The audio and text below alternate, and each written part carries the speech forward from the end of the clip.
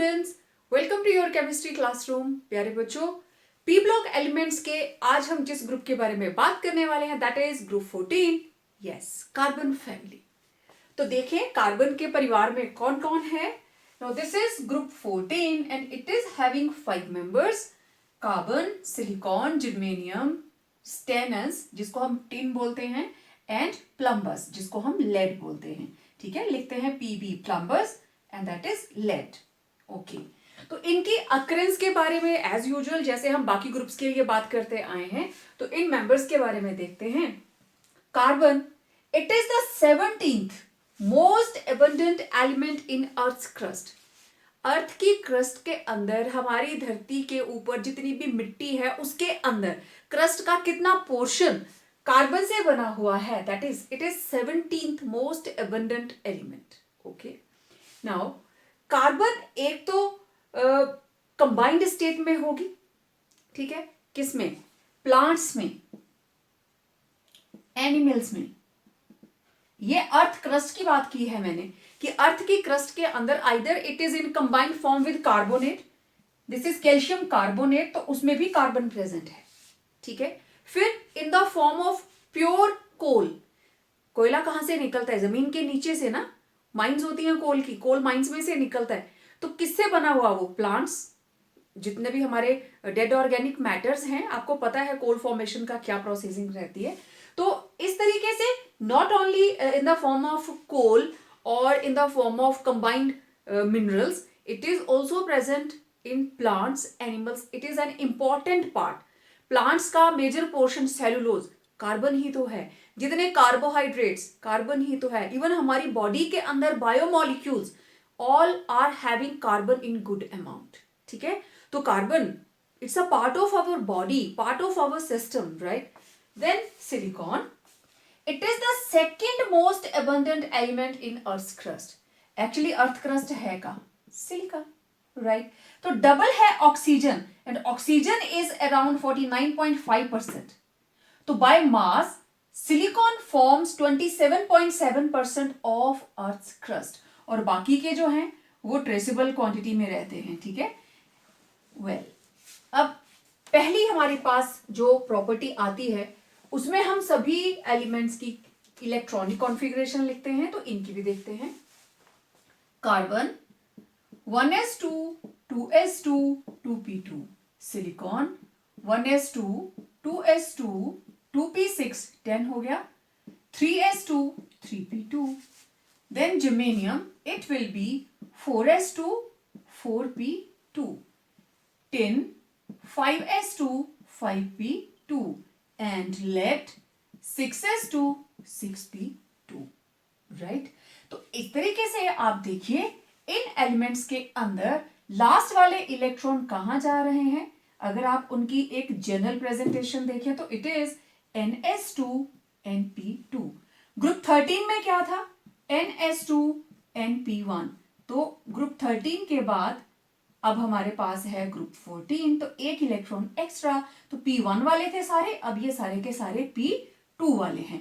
तो it is their general configuration, right. तो this is general configuration of all the members. अच्छा, अब एक और इंपॉर्टेंट चीज जो मुझे आपको बतानी है, जर्मेनियम, इट इज 32 से पहले 21 से लेके 30 तक के d electrons, means it is having 3d10। अब देखो इसके अंदर 4d10 तो आया ही आया, लेकिन 3d10 भी तो है ना। It is having 3d10 4d10।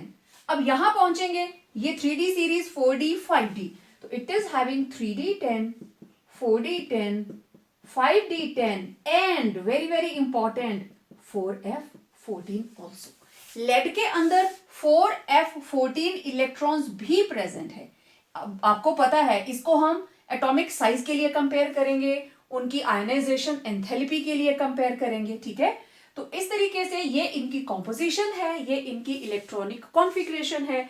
तो आउटर मोस्ट शेल के अंदर जो भी न्यू इलेक्ट्रॉन आता है दैट एंटर्स इन p, और p कौन सी? p2 कॉन्फ़िगरेशन के अंदर। ठीक है, तो अब टर्न बाय टर्न हम इनकी वेरियस प्रॉपर्टीज के बारे में बात करते हैं।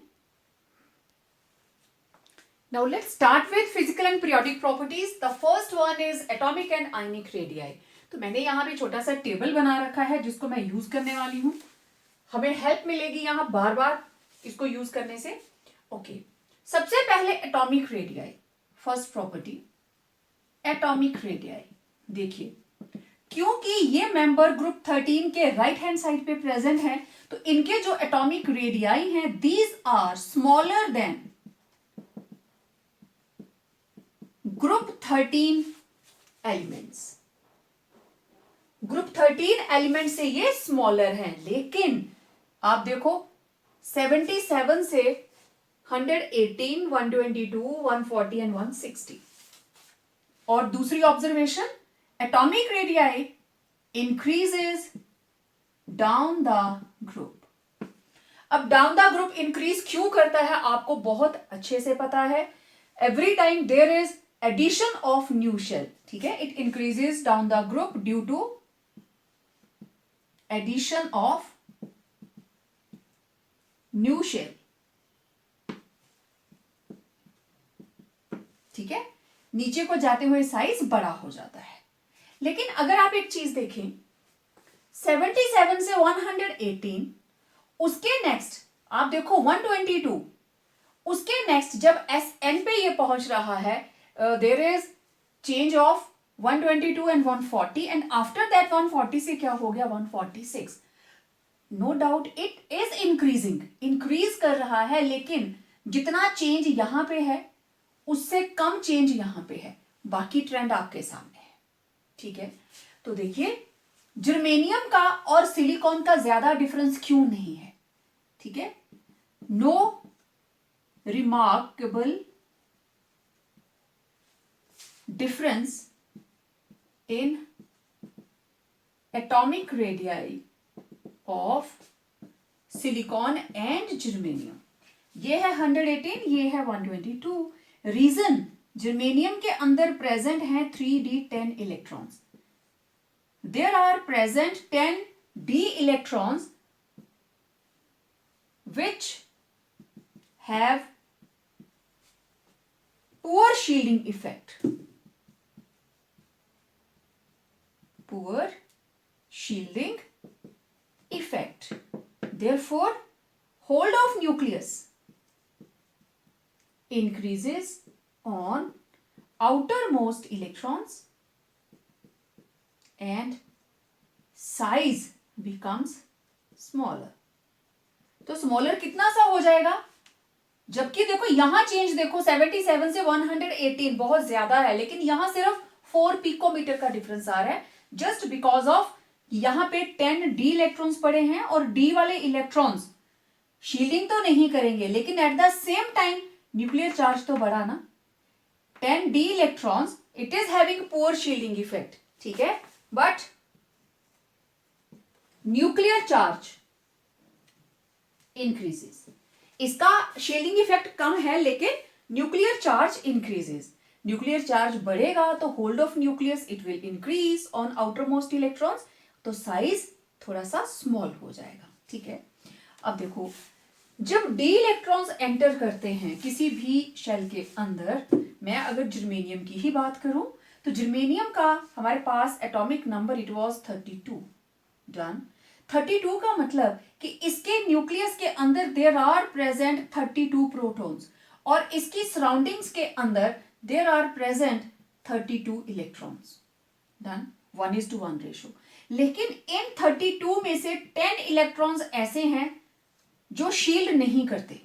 इसका मतलब इन 32 प्रोटॉन्स को सिर्फ 22 को ही अपनी तरफ खींच के रखना है, संभाल के रखना है. तो उस वजह से अगर 1:1 रहता तो साइज को सेम चीज ये आनी थी, ऐसा ही डिफरेंस आता जाना था. लेकिन यहां पे 10 इलेक्ट्रॉन्स ऐसे हैं जो शील्डिंग नहीं कर रहे लेकिन एट द सेम टाइम इसका न्यूक्लियस तो उतने प्रोटॉन्स लेके बड़ा हुआ ना, तो न्यूक्लियस ज्यादा पावरफुल हो गया. मींस इफेक्टिव न्यूक्लियर चार्ज बढ़ गया. और जब इफेक्टिव न्यूक्लियर चार्ज बढ़ता है तो न्यूक्लियस का होल्ड बाहर वाले इलेक्ट्रॉन्स के ऊपर बढ़ जाता है, वो टाइटली उनको अपनी तरफ खींच के रखता है. तो size somehow it will become smaller. अच्छा, अब नेक्स्ट देखो एक और हमारे पास observation, let it be in the form of question. There is no remarkable increase when moving from stannous to lead. 122 से 140, क्योंकि डी उसमें भी आए, स्टेनस में भी आए, बट फिर भी वहां डिफरेंस है. लेकिन लेड में देखो, there is no remarkable increase in atomic radii on moving from stannous to lead. ठीक है, देखते हैं स्टेनस से जब हम लेड की तरफ गए तो ज्यादा चेंज क्यों नहीं आई. There is no more change, no abrupt change. Okay, ये रहा स्टेनस, ये रहा लेड. स्टेनस के अंदर there are present 3D 4D, right. मैंने बताया था ना, जर्मेनियम के अंदर प्रेजेंट है 3D, स्टेनस के अंदर 3D 4D, लेड के अंदर 3D 4D 5D plus 4F भी है, बताया ना मैंने पहले. तो ये सारे इसके अंदर है. ओके, तो देखिए 3D 4D, लेकिन इसके अंदर 3D 4D 5D and 4F, मतलब 30 प्लस 14 इलेक्ट्रॉन्स ऐसे हैं जिनकी शील्डिंग बहुत ही खराब है. चलो, इसके पास 20 से 20 कैंसिल भी हो गया, फिर भी 10D के इलेक्ट्रॉन्स हैं और प्लस 14F के इलेक्ट्रॉन्स हैं. और जो F के अंदर रखे हुए 14 इलेक्ट्रॉन्स है वो तो बहुत ही गए गुजरे हैं, बिल्कुल भी शील्डिंग नहीं करते. न्यूक्लियस और outermost shell of electrons के बीच में आते ही नहीं, पता नहीं कहां चले जाते हैं, घूमते रहते हैं इधर उधर. तो न्यूक्लियस तो पावरफुल होगा ना, क्या फर्क पड़ता है इलेक्ट्रॉन्स ने शील्ड किया नहीं किया, लेकिन प्रोटॉन्स तो ऐड हुए ना एट द सेम टाइम. तो इफेक्टिव न्यूक्लियर चार्ज ज्यादा हो गया, जिसकी वजह से लेड के न्यूक्लियस का होल्ड उसके अपने बाहर वाले इलेक्ट्रॉन्स के ऊपर ज्यादा. ठीक है, तो रीजन हम क्या लिखेंगे यहां पे, in lead in addition to 3D 4D and 5D electrons, there are present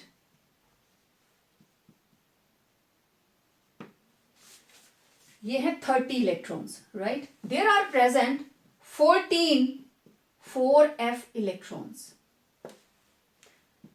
which are very very poor shielders. Thus effective nuclear charge becomes very high. Therefore, hold of nucleus on outermost electrons increases and size decreases. अब size इतना decrease नहीं करता कि वो 140 से नीचे चला जाएगा, लेकिन जितनी चेंज आनी चाहिए थी उतना नहीं आया. ठीक है, therefore there is no remarkable change, no remarkable increase in size, क्योंकि न्यूक्लियस का होल्ड आउटरमोस्ट इलेक्ट्रॉन्स के ऊपर बढ़ गया, इसलिए इतनी ज्यादा साइज में इंक्रीज नहीं आएगी. तो क्वेश्चन किसी भी फॉर्म में आ जाए, आपको ध्यान रखना है कि साइज स्मॉल होने का मतलब न्यूक्लियस का होल्ड आउटरमोस्ट इलेक्ट्रॉन्स के ऊपर ज्यादा होगा. ज्यादा क्यों होगा, it may be either due to the presence of d electrons, और अगर डी नहीं है तो एफ इलेक्ट्रॉन्स उससे भी ज्यादा इंपैक्ट डालते हैं. ठीक है, लेकिन पहले डी होंगे तभी एफ आते हैं, ये भी आपको पता होना चाहिए. डी के बाद एफ. ओके, नेक्स्ट हमारे पास ये थी first periodic property. Now second periodic property is ionisation enthalpy. अब देखो ये ऐसे ही क्वेश्चंस आते हैं एक एक नंबर के कि सिलिकॉन और जर्मेनियम के अंदर ज्यादा डिफरेंस क्यों नहीं आया. तो यहां रीजन था सिर्फ डी इलेक्ट्रॉन्स का, लेकिन स्टेनस और लेड में डिफरेंस क्यों नहीं आया, तो वहां पे डी तो दोनों में ही थे, तो F इलेक्ट्रॉन थे जो लेड में है लेकिन स्टेनस में नहीं है. Now coming to ionization enthalpy. As usual क्योंकि इनके साइज स्मॉलर हैं, as their sizes are smaller than group 13 elements, therefore ionization enthalpies of group 14 are less than or more than group 13. ठीक है. और जब भी हम ये कंपैरिजन लेते हैं, we always talk about first ionization enthalpy of group 14 is greater than first ionization enthalpy of group 13 elements. तो आपके सामने दिखाई दे रहा है 1086, 786, 781, 761, 708 एंड 7115. तो इसकी जो ट्रेंड है आप देखो, it is decreasing down the group. यहां पे थोड़ा सा फर्क पड़ गया, इसको हम लेते हैं. ठीक है. तो in general ionization enthalpy decreases down the group. ठीक है. Due to increase in atomic radius. हो गई बात. डाउन द ग्रुप कैसे वेरी करता है. Okay. Now question. Question is, ionization enthalpy of lead is greater than first ionization enthalpy of stannous. जबकि इसका साइज बड़ा है, चाहे 6 पिकोमीटर, लेकिन फिर भी इसकी आयनाइजेशन एंथैल्पी स्टेनस से ज्यादा है. देखिए, in spite of having larger size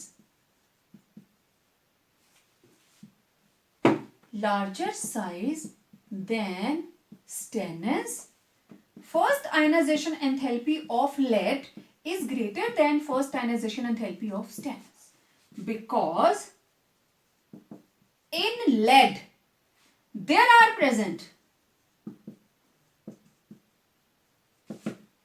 4f14 electrons. 4f14 electrons. At the same time, nuclear charge also increases by 14 units. 14 units nuclear charge भी तो बढ़ा. Therefore, effective nuclear charge increases and hold of nucleus on outermost shell of electrons increases. So, more energy will be required to remove outermost electron in lead as compared to stannous. Therefore, फिर आगे same वैसे ही question आ जाता है जिस form में आपको question लिख के दिया गया हो. तो देखिए, ये प्रॉपर्टीज जितनी भी हैं सारी की सारी इंटर रिलेटेड रहती हैं. ठीक है. एक प्रॉपर्टी का इम्पैक्ट दूसरी पे रहेगा, तो उसको ध्यान में रखते हुए कि आपको क्या पूछा गया है और आप किस प्रॉपर्टी की हेल्प से उसको एक्सप्लेन कर सकते हो. Be conscious and be cool mind जब आपको ऐसा रीजनिंग आंसर देना हो. ठीक है. तो अब हम नेक्स्ट प्रॉपर्टी की बात करेंगे, दैट इज इलेक्ट्रोपॉजिटिव कैरेक्टर और metallic character. Okay, let's see. Property number 3.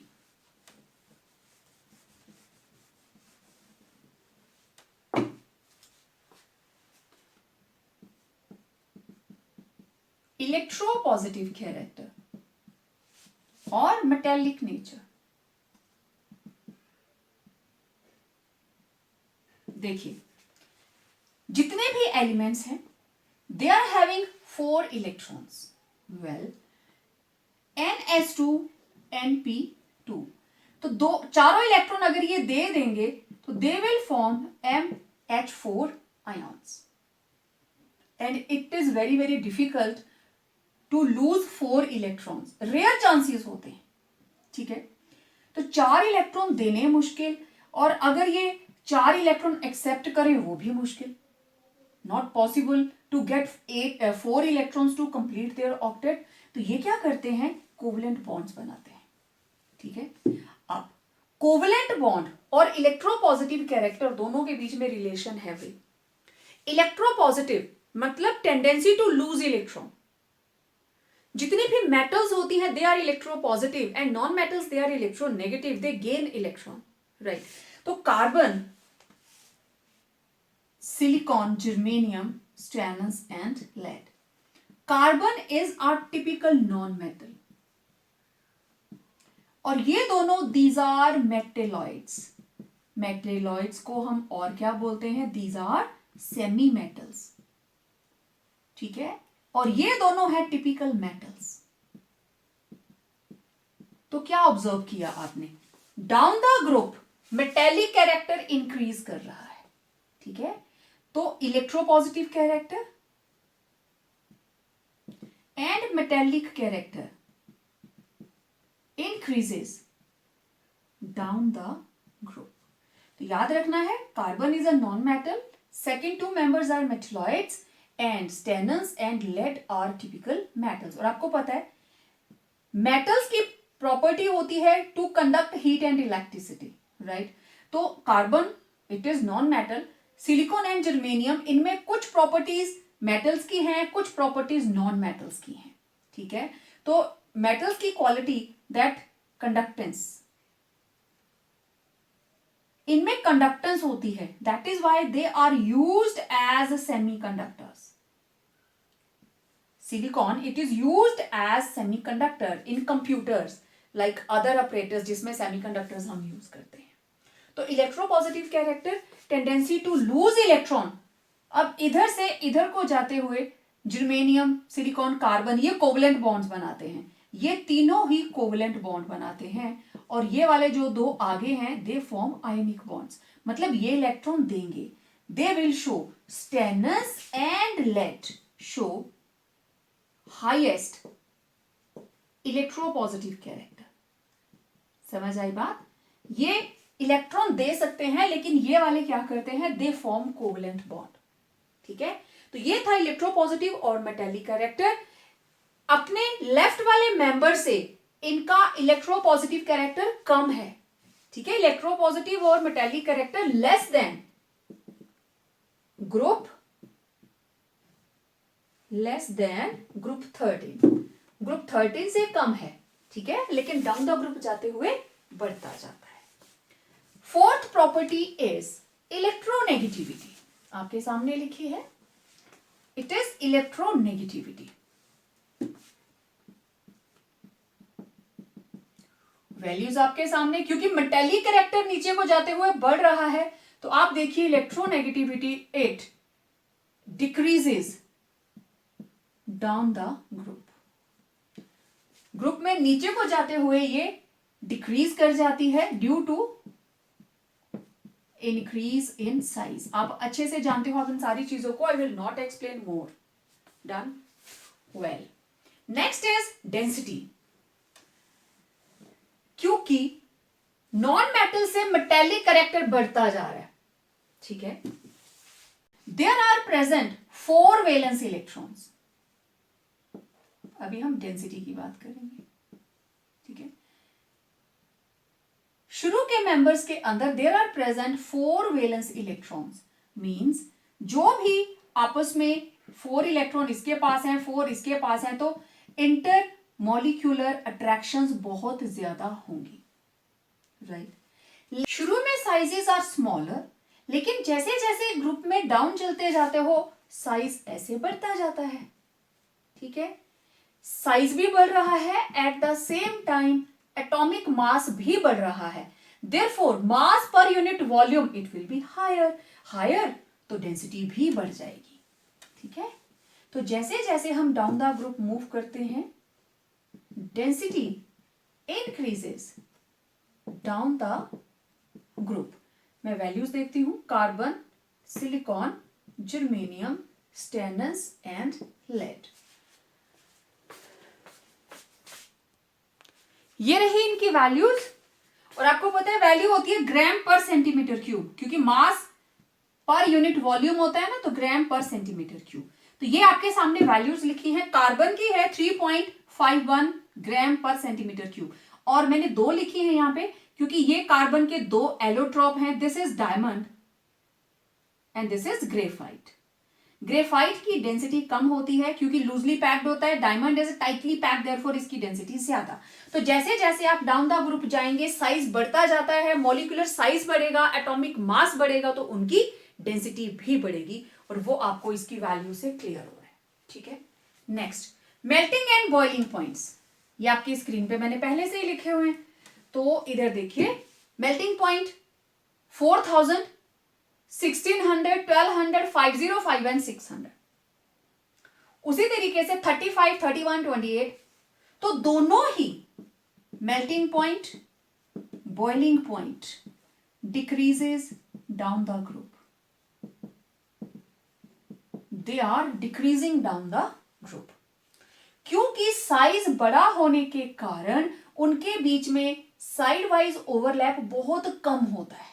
तो दोनों की ही values they are decreasing down the group. हाँ, लेड का मेल्टिंग पॉइंट थोड़ा सा हायर है, वो आपको पता है due to close packing of electrons, due to the presence of 4f electrons. तो इनके मेल्टिंग और बॉइलिंग पॉइंट्स, इनकी जो इंटर इलेक्ट्रॉनिक अट्रैक्शंस हैं, inter electronic attractions are more in carbon and silicon, क्योंकि ये इलेक्ट्रॉन्स देते नहीं है। ठीक है, कार्बन में सबसे ज्यादा, maximum it is in carbon, then silicon and germanium, क्योंकि ये हैं सेमी मेटल्स। कुछ प्रॉपर्टीज कार्बन की जैसी होंगी और कुछ प्रॉपर्टीज इनकी किसके जैसी होंगी, स्टेनस एंड लेड।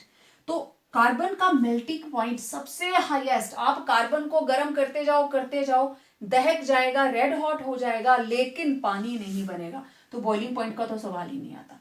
तो आप देख सकते हो किस तरीके से इन वैल्यूज में डिफरेंस आता है। तो नॉन मेटल्स हैं, स्ट्रांगली बॉन्डेड हैं, तो इनको बॉइलिंग स्टेट में लाना इट्स वेरी डिफिकल्ट। हाँ, मेटल्स को आप इजीली मेल्ट कर सकते हो और इजीली उनको लिक्विड फॉर्म में ला सकते हो। ठीक है, तो क्योंकि इलेक्ट्रोपॉजिटिव मेटेलिक कैरेक्टर जो है वो नीचे को जाते हुए बढ़ रहा है, तो मेटल्स का आपको एक शार्प मेल्टिंग पॉइंट मिल जाएगा। ठीक है, then catenation, this is very important property. Catenation group 14 की सबसे डिफरेंट प्रॉपर्टी, यूनिक प्रॉपर्टी, जो आपने बोरोन फैमिली के अंदर या एस ब्लॉक एलिमेंट्स के अंदर नहीं पढ़ी, नहीं देखी, नहीं सुनी। अब ये फर्स्ट टाइम इंट्रोड्यूस हुई ना, व्हाट इज दिस। आप इस प्रॉपर्टी को बड़ी अच्छे से जानते हो, छोटी क्लासेस से आप बनाते आ रहे हो। कार्बन कार्बन की लंबी chain, 4 carbon, this is butane, this is ethane, this is propane, बनाते हो ना। तो कार्बन कार्बन लॉन्ग चेन बन रही, क्योंकि कार्बन की टेंडेंसी है अपने ही टाइप के एटम के साथ जुड़ने की। तो this is self linking property. What is catenation? It is self linking property of the elements as a result of which their atoms mutually combine to form long chains of covalent bonds. For example, in carbon के अंदर आपको पता है carbon की total valency, yes 4। आपको 4 bonds बनाने पड़ेंगे। ये मैंने 4 लिए, मैं 3 भी ले सकती हूं, मैं 5 भी ले सकती हूँ। ये लीजिए, मैंने 5 कार्बन ले लिए। ठीक है, हम 3 कार्बन भी ले सकते हैं, नॉट अ बिग डील। अब ये आपके पास आई straight chain, catenation straight chain. Okay, आप इसकी ब्रांच भी कर सकते हो, 1 2 3 4 5। लो जी, मैंने ब्रांचिंग कर दी, सारी वैलेंसीज कंप्लीट करो। अब देखो, एक कार्बन ब्रांच की तरह साइड में लटकी हुई है, ब्रांचिंग हो गई। ओके, तो ये साइक्लिक भी तो हो सकता है, 1 2 3 4 5 6।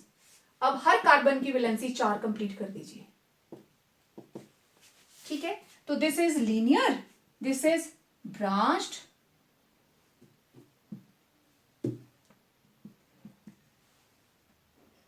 Chain and cyclic. ठीक है, कार्बन की बहुत सारी फॉर्म्स हैं, आपने पढ़ी हैं, एल्केन्स हैं, एल्कीन्स हैं, एल्काइंस हैं, देन एरोमेटिक कंपाउंड्स हैं, तो बहुत तरह के।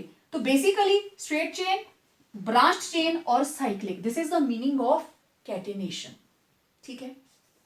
अच्छा, अब कौन कैटेनेशन कितनी करता है? सबसे ज्यादा कैटेनेशन करता है कार्बन। तो मैं अगर बात करूं ऑर्डर ऑफ कैटेनेशन, तो इट विल बी सबसे ज्यादा कार्बन, कार्बन बहुत ज्यादा सिलिकॉन से, सिलिकॉन बहुत ज्यादा जर्मेनियम से। ठीक है। और जर्मेनियम और स्टेनस दोनों की बराबर है। लेड इसमें पार्टिसिपेट नहीं करता क्योंकि लेड के अंदर covalent bonding no chance at all. ठीक है। तो ये कार्बन सबसे ज्यादा, उसके बाद सिलिकॉन, उसके बाद जर्मेनियम और उसके बाद स्टेनस। ये ऑर्डर ऑफ कैटेनेशन तो आ गया। व्हाई, क्यों आया, उसके बारे में बात करते हैं।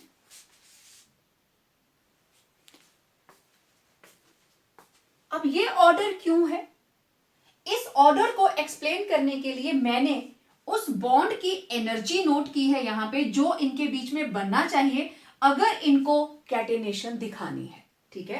कार्बन कार्बन बॉन्ड बनेगा, सिलिकॉन सिलिकॉन बॉन्ड बनेगा, जर्मेनियम जर्मेनियम बॉन्ड बनेगा, स्टेनस स्टेनस बॉन्ड बनेगा। अब देखो व्हाट इज बॉन्ड एनर्जी। जब कार्बन कार्बन आपस में जुड़े तो 348 किलो जूल एनर्जी बाहर गई। इतनी एनर्जी बाहर चली गई, जितनी एनर्जी बाहर जाएगी उतना ही ये सिस्टम स्टेबल होगा। बॉन्ड एनर्जी यही होती है ना, मतलब अगर मुझे कार्बन कार्बन बॉन्ड को तोड़ना है तो मुझे इतनी ही एनर्जी लगानी पड़ेगी। This is bond energy.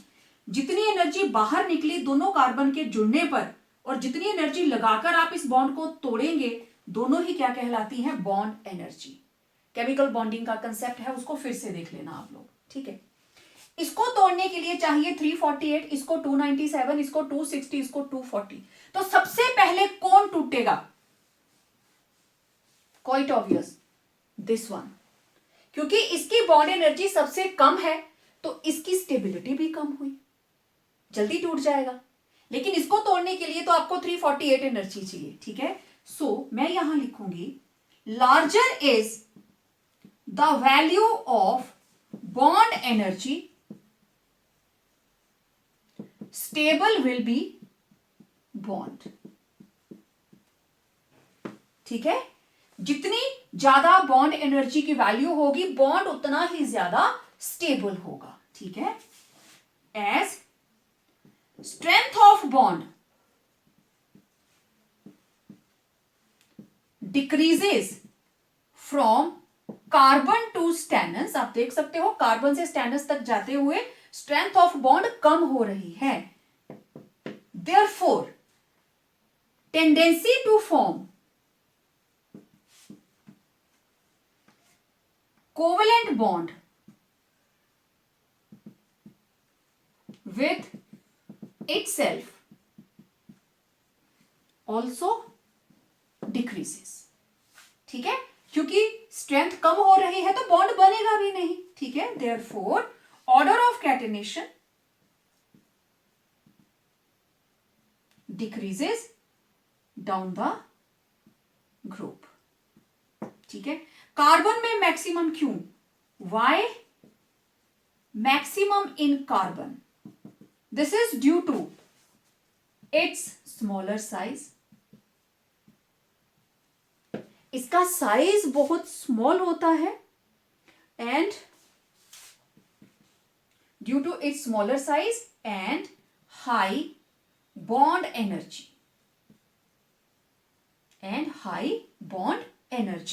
Carbon shows maximum catenation. ये जो आप ऑर्गेनिक केमिस्ट्री पढ़ते हो ना, ऑर्गेनिक पुराण पढ़ते हो इतना बड़ा, सिर्फ कैटेनेशन पे टिका हुआ है। अगर कार्बन कार्बन लिंकेज ना होती तो ऑर्गेनिक केमिस्ट्री ना होती, है ना। इंटरेस्टिंग। तो ये जो कैटेनेशन है, this is the base of organic chemistry. Self linking property, carbon carbon जुड़कर इतनी लंबी लंबी चेन्स बना देते हैं, इतने कॉम्प्लेक्स मॉलिक्यूल्स बना देते हैं। टाइम खत्म हो जाएगा हमारी जिंदगी का, लेकिन वो चीजें खत्म नहीं होंगी, राइट।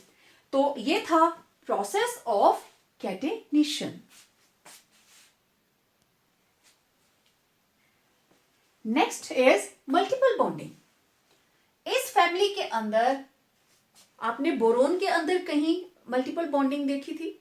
यस, बोरोन और नाइट्रोजन के बीच में, बोराजिन के बीच में, तो वो एक कंपाउंड था जिसमें बोरोन ने मल्टीपल बॉन्डिंग की थी।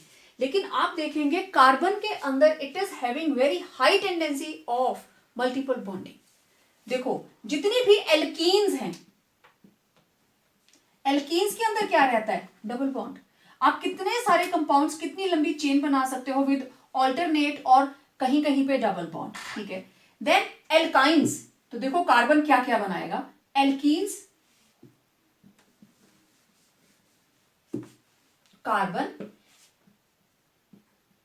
एल्कीन्स के अंदर carbon double bond carbon, alkynes, alkynes के अंदर कार्बन ट्रिपल बॉन्ड कार्बन। इसके अलावा with oxygen carbon double bond oxygen, ठीक है। किसमें प्रेजेंट होता है ये? देखो carbon double bond, this is CO2, carbon dioxide का मॉलिक्यूल, ठीक है।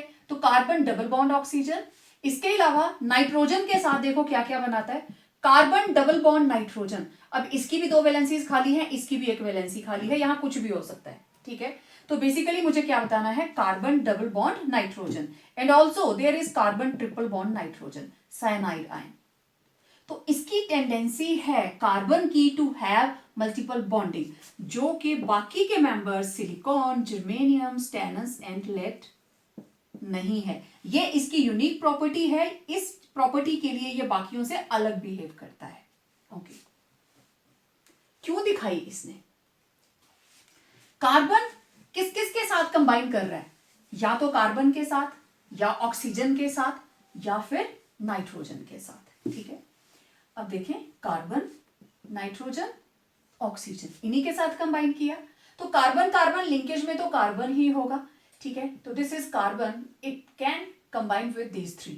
तो इस कार्बन की कॉन्फ़िगरेशन 2s2 2p2, इसकी 2s2 2p2, 2s2 2p3, 2s2 2p4।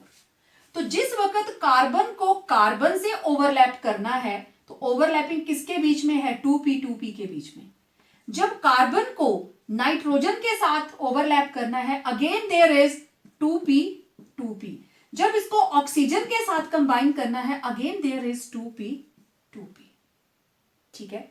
तो when carbon is to form multiple bonding, when carbon is to form multiple bonding with carbon, nitrogen or oxygen, it overlaps with 2p orbital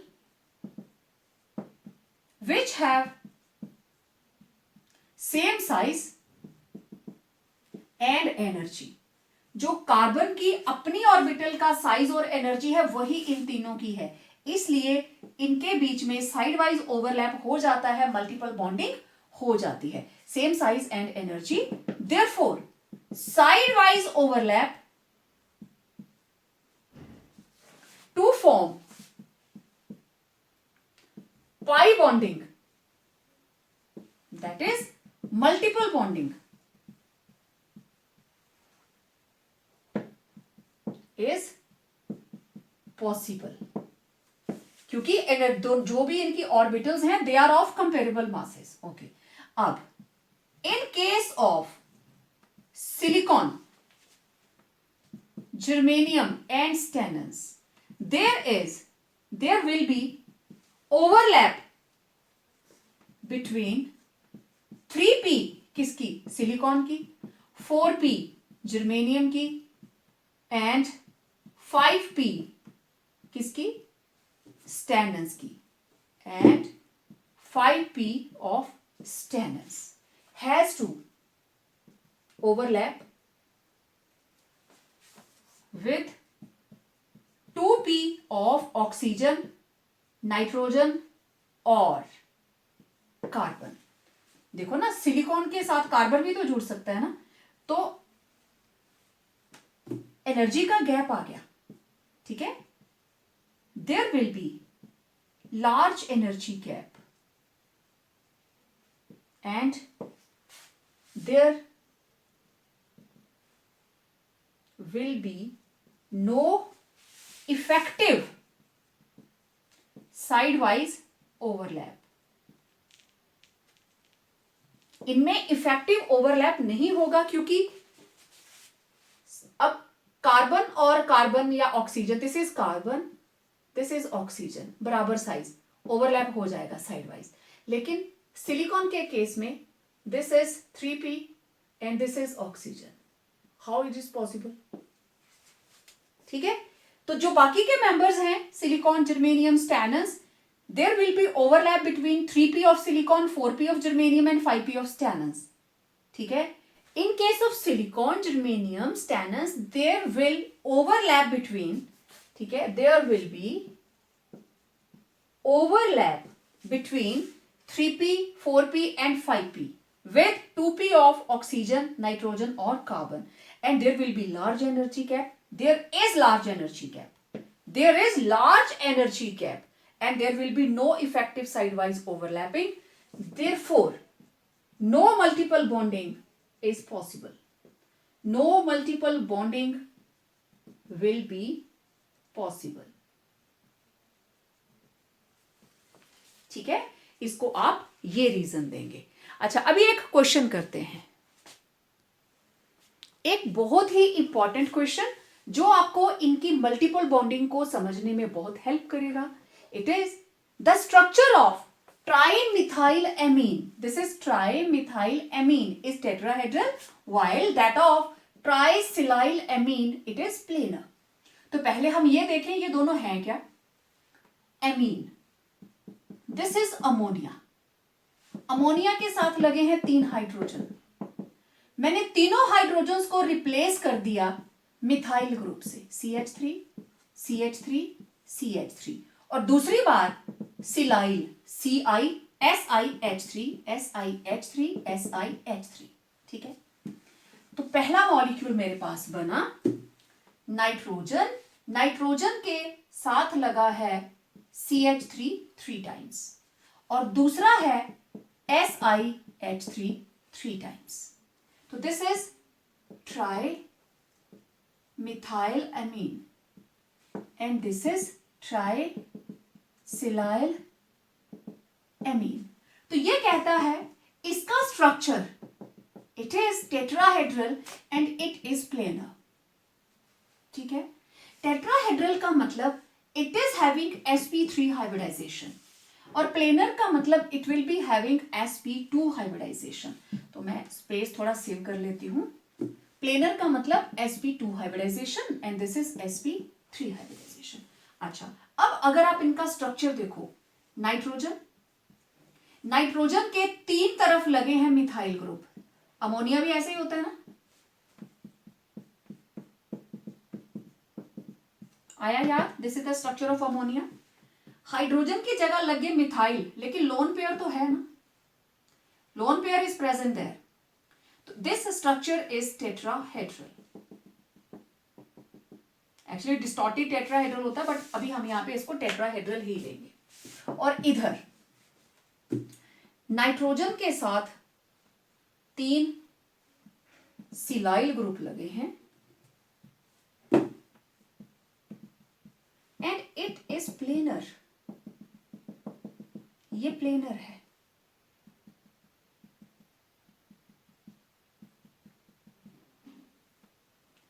ऐसा क्या हुआ? अब देखो, nitrogen configuration 1s2 2s2 2p3, carbon 1s2 2s2 2p2. तो 2p3 का मतलब there are 3 electrons. 2p2 का मतलब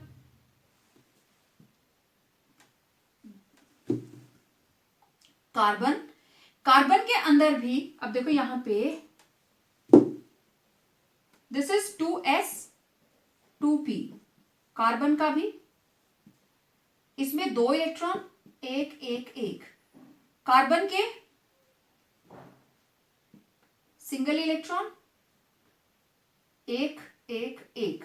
ठीक है, ये ग्राउंड स्टेट थी. एक्साइटेड स्टेट के अंदर it will B 2s1 2p3. अब नाइट्रोजन के पास there is present lone pair. किसमें प्रेजेंट है? क्योंकि नाइट्रोजन sp3 हाइब्रिडाइज्ड है। Now this is sp3 hybridised orbital जिसके अंदर लोन पेयर प्रेजेंट है, राइट। ये sp3 हाइब्रिडाइजेशन हो जाती है, इधर मिथाइल ग्रुप के अंदर भी sp3 हाइब्रिडाइजेशन, ठीक है। तो यहां पे लोन पेयर प्रेजेंट है, लोन पेयर इसके पास भी था, ठीक है। तो due to the presence of, अब इसके नीचे आप लिखेंगे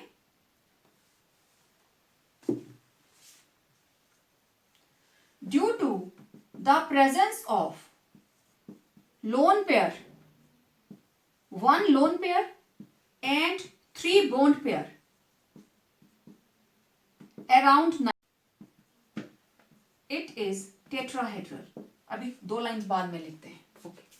अब ट्राइसिलाइल एमीन के अंदर क्या हुआ, सिलिकॉन, सिलिकॉन के अंदर हमारे पास एम्प्टी ऑर्बिटल्स हैं और नाइट्रोजन के पास there is present sp3 hybridised orbital जिसमें उसका लोन पेयर प्रेजेंट है। मतलब silicon it is having 3s2 3p2 और इसकी 3d खाली पड़ी हुई है। तो जब आप इसको सिलिकॉन को लिखोगे 3s3p, this is single carbon की तरह ग्राउंड स्टेट, और एक्साइटेड स्टेट के अंदर क्या होगा 3s1 3p3 हो गया, और इसकी 3d पड़ी है खाली, ठीक है। तो ये रही नाइट्रोजन, नाइट्रोजन की 2p भरी हुई है, this is sp3 hybridised orbital जो नाइट्रोजन का लोन पेयर है, एंड दिस इज सिलिकॉन। आपको पता है d ऑर्बिटल्स को हम कैसे बनाते हैं, इसकी 4 लोब्स होंगी, तो ये इसने इसको इलेक्ट्रॉन क्लाउड दे दिया। अच्छा, इसका सेकंड स्टेज, बस इनको नजदीक से नजदीक करके हम लिख देंगे ऐसे, तो ये आ गया इसका ओवरलैपिंग एरिया, ठीक है। तो this is its overlapping area. तो इसका मतलब सिलिकॉन के पास है एम्प्टी d ऑर्बिटल्स और नाइट्रोजन के पास क्या है, फिल्ड p ऑर्बिटल्स। तो there will be p pi d pi back bonding, यहां हुई p pi d pi back bonding, ठीक है। तो इस बैक बॉन्डिंग की वजह से नाइट्रोजन का लोन पेयर इन्वॉल्व हो जाता है, ठीक है। अब मैं यहां बना के दिखा देती हूं आपको, यहां बनाती हूं, आप लोग इसके नीचे ही बनाना। तो ये है नाइट्रोजन, इधर है सिलिकॉन, सिलिकॉन के पास ये रही d ऑर्बिटल्स, एक सिलिकॉन का मैं बनाऊंगी, और ये रहा इसका लोन पेयर, इधर भी SiH3 इधर भी SiH3। तो ये इसने इलेक्ट्रॉन्स नाइट्रोजन ने सिलिकॉन को दे दिए, सिलिकॉन को दिए तो मैं इसको ऐसे बना सकती हूं, नाइट्रोजन SiH3 SiH3 और इधर क्या हो गया डबल बॉन्ड SiH3। अब जरूरी थोड़ी ना कि इधर ही बनेगा, ये डबल बॉन्ड बन सकता है इसके साथ, तो नाइट्रोजन इधर सिंगल और इधर डबल SiH3,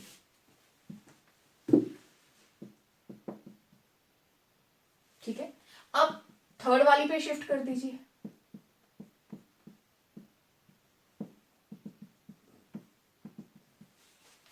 तो ये जो बॉन्डिंग हो रही है p pi d pi back bond, back bonding, ठीक। तो इनको सबको मिक्स करके मेरे पास क्या स्ट्रक्चर आएगा, यही आएगा। इन सभी को मिक्स करेंगे तो यही स्ट्रक्चर बनेगा, आप दोबारा से बना लेना नीचे, ठीक है। सो lone pair of nitrogen forms p pi d pi back bond by donating lone pair of nitrogen to empty 3d orbitals of silicon, ठीक है। Therefore,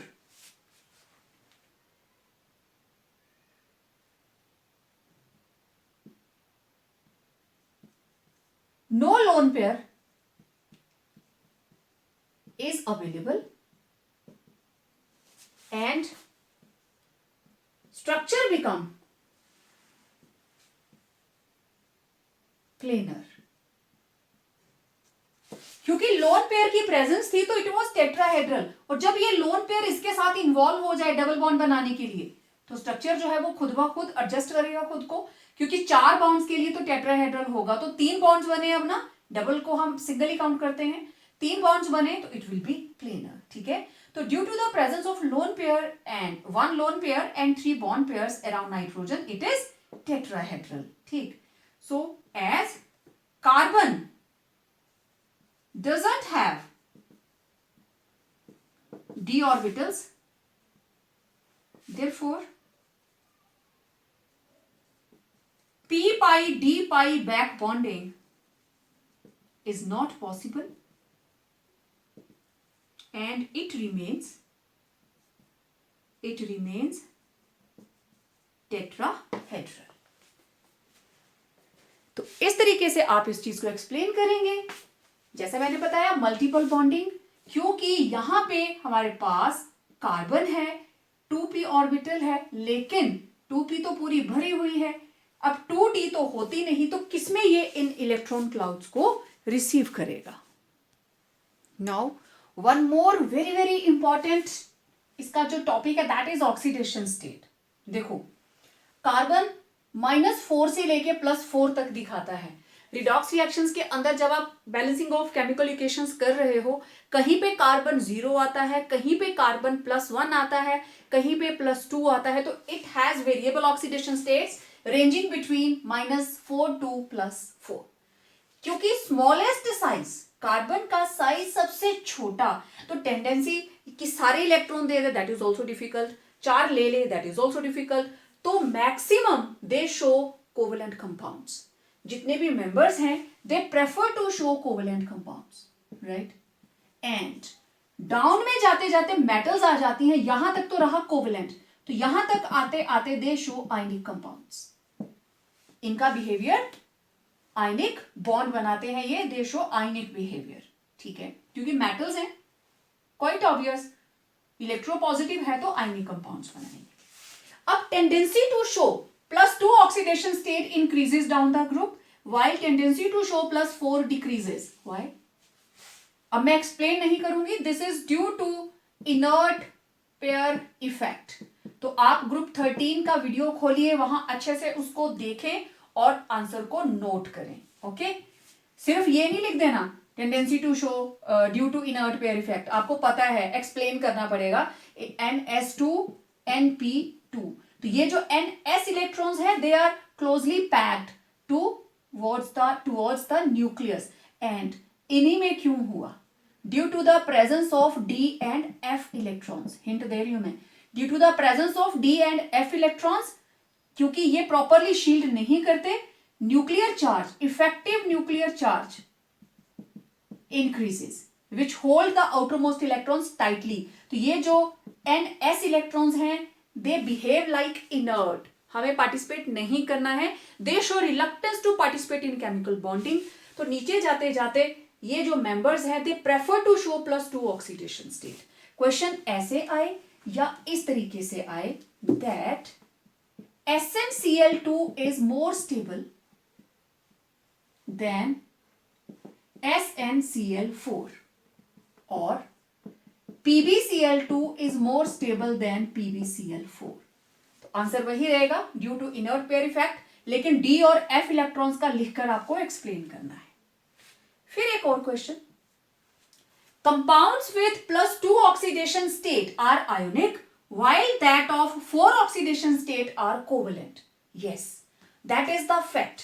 ये रहे सारे के सारे +2 +4 वाले, तो ये है कोवेलेंट, और इनमें जो +2 वाले हैं वो आयनिक होंगे और जो 4 वाले हैं दे विल बी कोवेलेंट। मतलब SnCl2 एंड PbCl2 ये दोनों है ionic, and SnCl4 and PbCl4 these are covalent।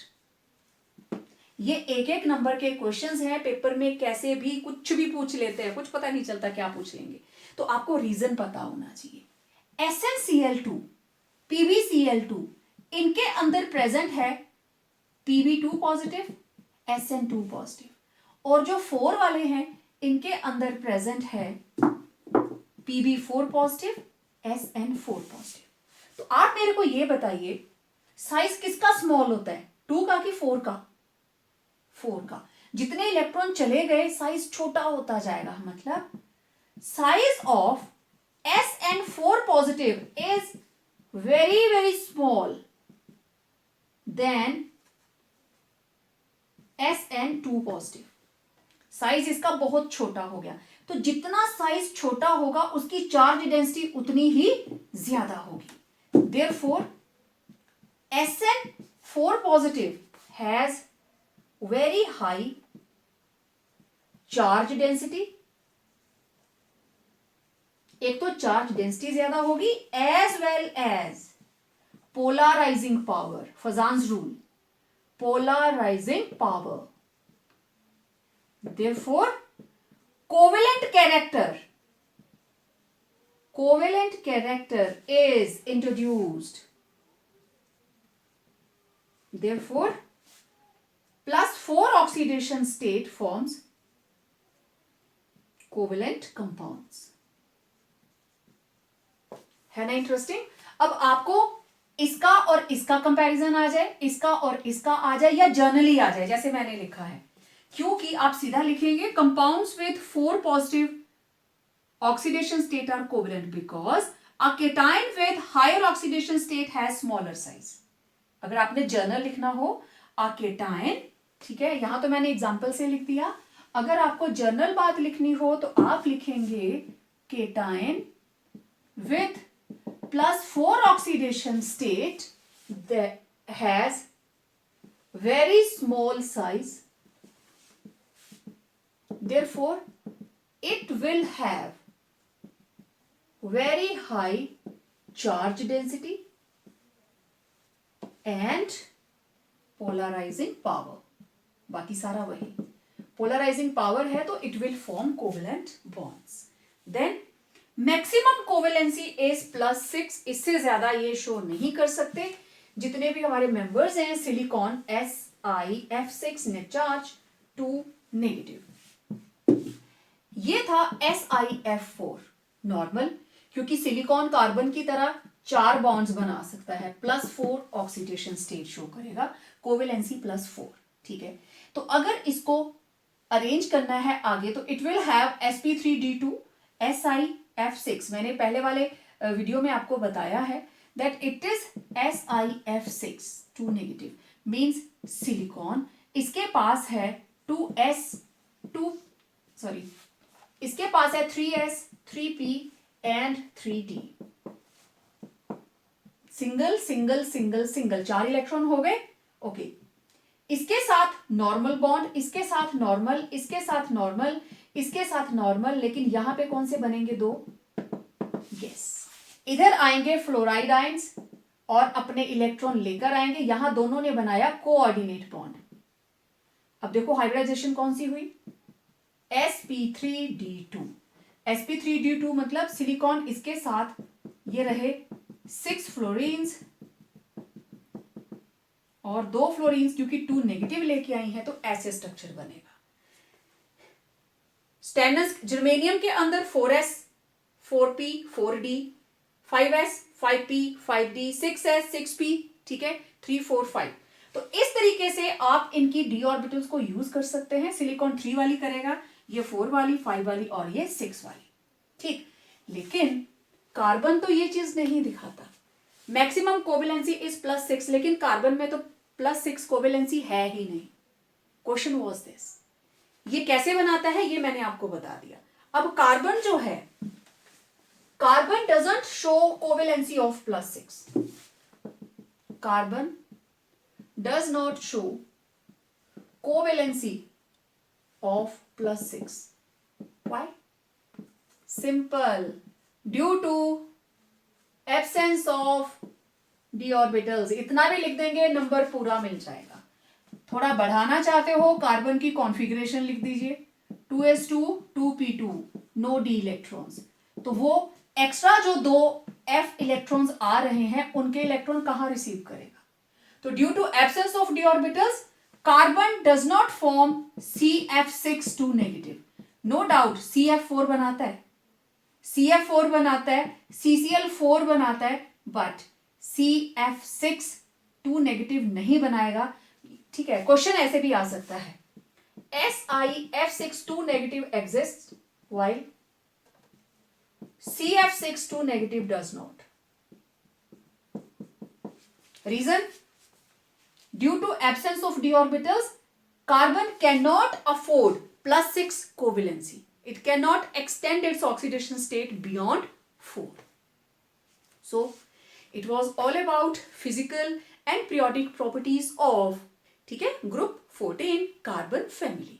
तो मिलते हैं इनकी केमिकल प्रॉपर्टीज को डिस्कस करने के लिए हमारे आने वाले वीडियो के अंदर। Till then, stay home, stay safe and complete your notes and revise your chapter.